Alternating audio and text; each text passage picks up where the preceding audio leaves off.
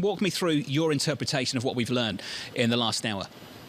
Before going there, Jonathan, I'm wondering if Tom could share those bond docs with me because they're very, very difficult to get a hold of. Certainly Fitch and some of the rating agencies have ratings on some of the local bonds for Russia, and they don't actually have the bond docs. So I'm just saying if Tom has access to that, that's a pretty big deal. Anyway, so going into this, I mean, $500 million of the $2 billion principal, which was due on the 4th by Russia, was supposed to be paid in dollars. Clearly, the new sanctions are preventing Russia from doing that. $650 million thereabouts was supposed to be paid in dollars to foreign creditors, but this new rule is preventing them from doing so. And so, if rubber meets the road, this looks like the U.S. government is absolutely going to force Russia into a default unless they can find the funds from elsewhere.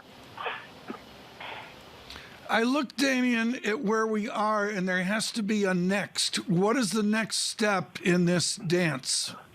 So for me, the next step for me is looking at the Credit Derivatives Determination Committee and their ruling on Russian railways. You know, they were asked to rule if the credit default swaps, which banks have underwritten on the back of the bonds, are indeed triggered into a failure to pay credit events. And so we should hear about that in the not too distant future. For frame of reference, Russian railways owes $31 billion in sterling coupons that were due on the 25th. They missed the grace period. If the CDS Determination Committee, basically considers this an event of default, a lot of money is going to start to change hands, and that's going to trigger an awful lot of money movement that you can't come back from. Lisa, here's the two sentences that matter. Interest, B item.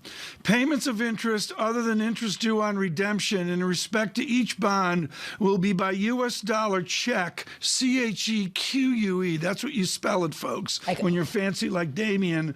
Drawn on a bank in New York City and mailed to the holder or joint holders of such said bond.